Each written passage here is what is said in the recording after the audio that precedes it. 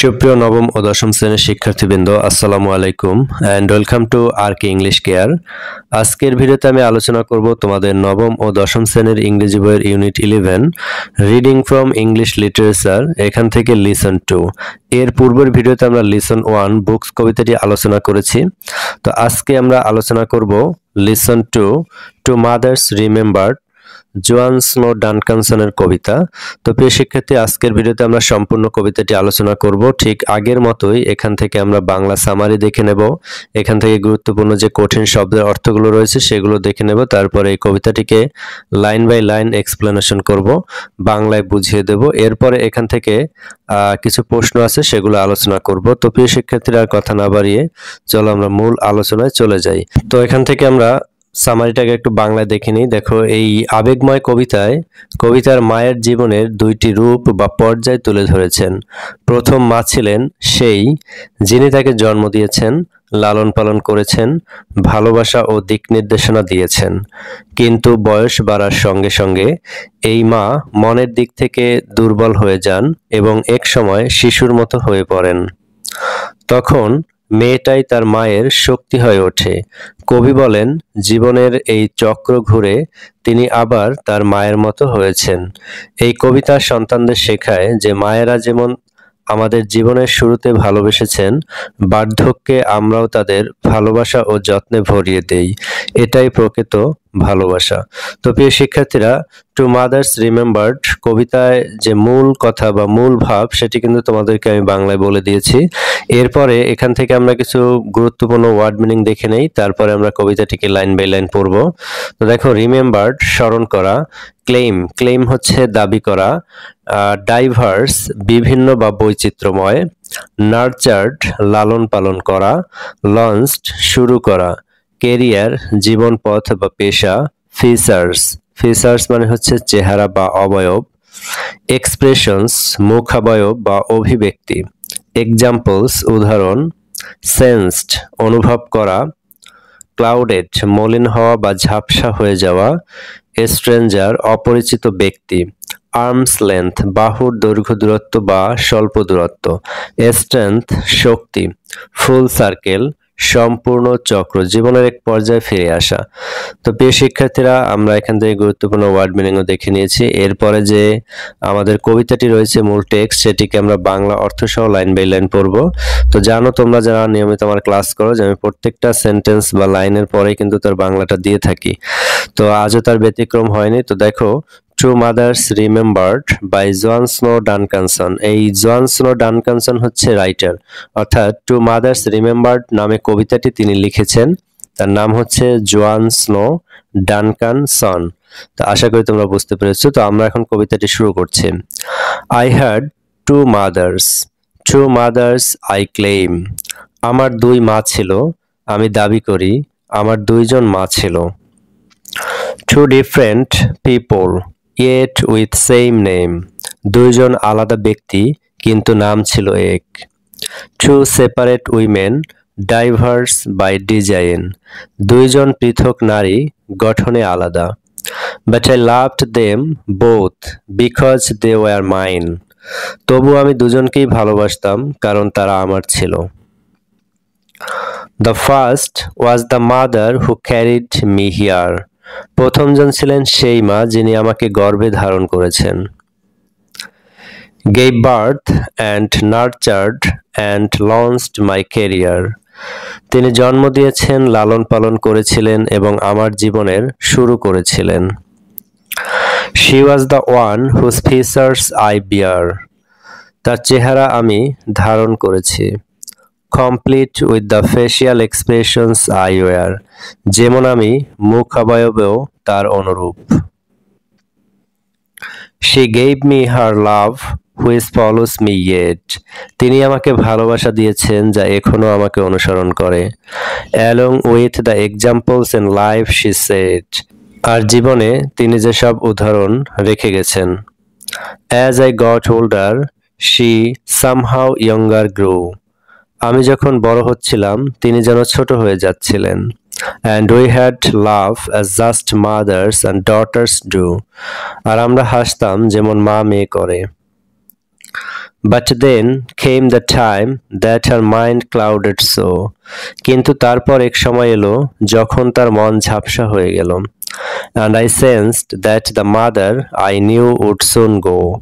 আর আমি অনুভব করলাম আমি যাকে চিনতাম সেই মা হয়তো শীঘ্রই চলে যাবেন। So quickly she changed and turned into the other. তিনি খুব দ্রুত বদলে গেলেন এবং অন্য রূপে রূপান্তরিত হলেন। A stranger who dressed in the clothes of my mother. একজন অপরিচিত যিনি আমার মায়ের জামা কাপড় পরতেন। Oh, she looked the same, at least at arm's length. এখানে বলছে ও বাহুর দৈর্ঘ্য পর্যন্ত দেখলে তার চেহারা একই রকম ছিল। But now she was the child and I was her strength. কিন্তু এখন তিনি যেন শিশু আর আমি তার শক্তি। We had come full circle, we women three. আমরা তিন নারী যেন জীবনের চক্র ঘুরে এক জায়গায় ফিরে এসেছি। My mother, the first, the second and me. আমার প্রথম মা, দ্বিতীয় মা আর আমি। And if my own children should come to a day, আর যদি আমার নিজের সন্তানের সেই দিন আসেই, when a new mother comes and the old goes away, যখন নতুন মা আসবে আর পুরাতন চলে যাবে, I would ask of them nothing that I did not do. আমি তাদের কাছে কিছুই চাইব না যা আমি করিনি। Love both of your mothers as both have loved you. তোমার দুই মাকেই ভালোবাসো যেমন তারা দুজনেই তোমাকে ভালোবেসেছে। তো প্রিয় শিক্ষার্থীরা, কবিতাটিকে আমরা লাইন বাই লাইন অর্থ সহ পড়েছি। এখানে আসলে কবি তার মায়ের জীবনের দুটি পর্যায় নিয়ে আলোচনা করেছেন, যেটি আমি যখন তোমাদেরকে বাংলা সামারি দিয়েছি তখনই বলেছি। আসলে মা যখন ইয়ং থাকে তখন তিনি আমাদেরকে যেরকম ভালোবাসেন, যত্ন করেন, লালন পালন করেন, একসময় কিন্তু এই মা বৃদ্ধ হয়ে যায়, তখন তিনি কিন্তু আমাদের সন্তানের মতো হয়ে যায়। তখন আসলে কবি বলেছেন যে বৃদ্ধ বয়সে যখন মা সন্তানের মতো হয়ে যায়, নির্ভরশীল হয়ে যায়, তখন কিন্তু ওই মায়ের দেখাশোনা আমাদের করা দায়িত্ব। তখন তিনি ছোটবেলায় আমাদেরকে যেরকম ভালোবেসেছিলেন ঠিক বৃদ্ধ বয়সে বাবা মাকে সেরকম ভালোবাসা উচিত সন্তানের। কবির আসলে মূল মেসেজ কিন্তু এটাই ছিল। আর এখানে টু মাদার্স বলতে দুইজন মা বলতে তার একই মা, সেই মায়ের দুইটা রূপ, অর্থাৎ একটা হচ্ছে তরুণ ইয়ং মায়ের রূপ আর একটা হচ্ছে বৃদ্ধ বয়সে যখন তিনি নির্ভরশীল হয়ে পড়েন সেই রূপ। এই দুইটা রূপ বর্ণনা করতে গিয়ে কবি বলেছেন যে আমার কিন্তু দুটি মা রয়েছে। তো প্রিয় শিক্ষার্থীরা, অত্যন্ত সুন্দর একটি কবিতা। তো আশা করি এটি তোমরা বুঝতে পেরেছো। তো এরপরে এখান থেকে যে বাকি অ্যাক্টিভিটিগুলো রয়েছে সেগুলো আমরা আলোচনা করব। তো প্রিয় শিক্ষার্থীরা, তোমরা জানো যে তোমাদের যে পরীক্ষায় কবিতাটি আসে সেটি কিন্তু শুধুমাত্র প্রশ্ন আসে, সেখান থেকে কবিতাটি দেয়া থাকে না। তাই প্রত্যেকটা কবিতা কিন্তু তোমাকে সুন্দর করে বুঝতে হবে, নয়তো তুমি আনসার করতে পারবে না। তো এখন আমরা এই কবিতার প্রশ্নগুলো নিয়ে আলোচনা করি। দেখো, প্রথম প্রশ্ন করেছে how are the two mothers different from each other. এই দুইজন মা কিভাবে একে অপরের থেকে ভিন্ন। তো আমাদের আনসার হচ্ছে the first mother was the one who gave birth, nurtured and raised the speaker. The second mother is the same person but changed mentally due to age or illness, becoming dependent like a child. কি বলেছে দেখো, প্রথম মা ছিলেন যিনি কবিকে জন্ম দিয়েছেন, লালন পালন করেছেন এবং বড় করে তুলেছেন। দ্বিতীয় মা একই ব্যক্তি হলেও বয়স বা অসুস্থতার কারণে মানসিকভাবে দুর্বল হয়ে শিশুর মতো নির্ভরশীল হয়ে পড়েছেন। তো এরপরে দেখো 2 নম্বর প্রশ্ন, how are they the same. তারা কিভাবে একই রকম। তো আনসার হচ্ছে both mothers are the same person physically and in name. They both loved the speaker dearly. দুই মা একই মানুষ দেহগতভাবে ও নামে, তারা দুজনেই কবিকে খুব ভালোবাসতেন।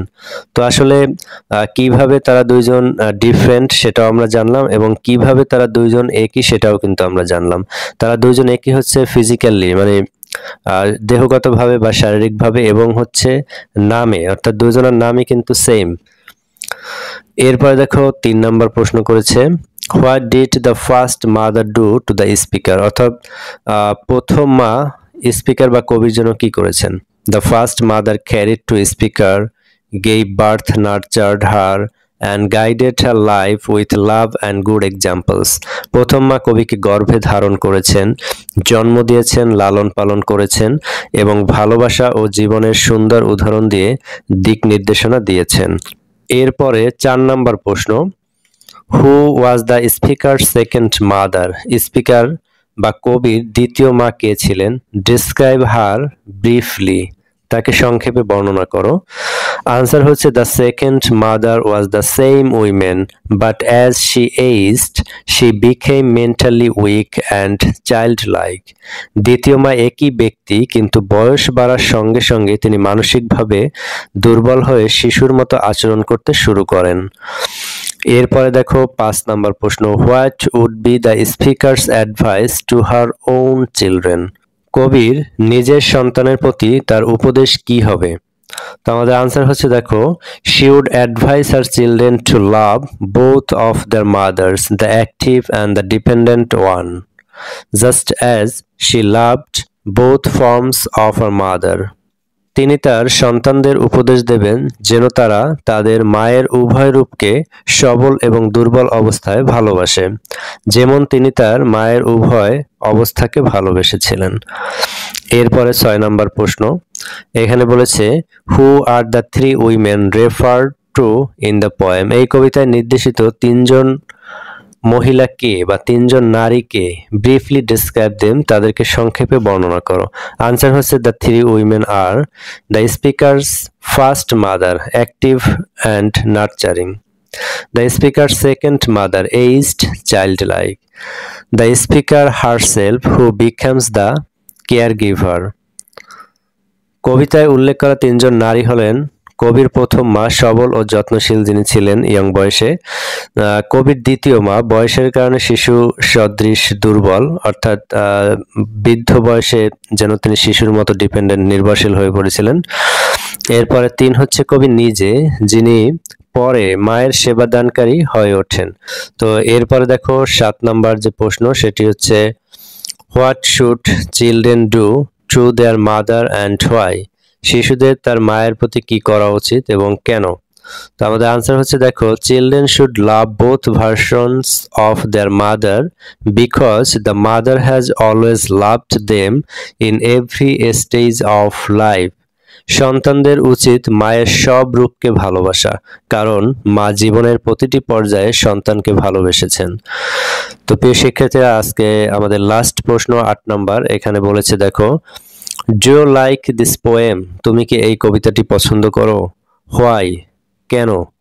আনসার দাও। অর্থাৎ তুমি যদি কবিতাটি পছন্দ করো তাহলে কেন পছন্দ করো সেটা বলতে হবে। তো আমাদের আনসার হচ্ছে yes, I like this poem because it is emotional and teaches us to respect and love our mothers in all phases of their life.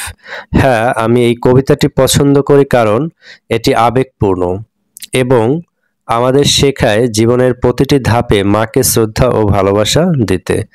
তো প্রিয় শিক্ষার্থীরা, এখানে যে 8টি প্রশ্ন ছিল তার অ্যান্সার আমরা দেখে নিলাম। তো আশা করি তোমরা বুঝতে পেরেছো। এরপরে যদি তোমাদের এখান থেকে কোনো সমস্যা থাকে তোমরা সেটি আমাকে কমেন্টে জানাবে। তো আজকের ভিডিওটি আমি এখানেই শেষ করব। আশা করি ভিডিওটি তোমাদের ভালো লেগেছে। আর ভিডিওটি যদি তোমাদের ভালো লেগে থাকে তোমরা লাইক, কমেন্ট, শেয়ার করবে এবং চ্যানেলটি সাবস্ক্রাইব করে পাশে থাকবে। পরবর্তী লেসনের ভিডিও দেখার আমন্ত্রণ জানিয়ে আজকের ভিডিওটি এখানেই শেষ করছি। আল্লাহ হাফেজ।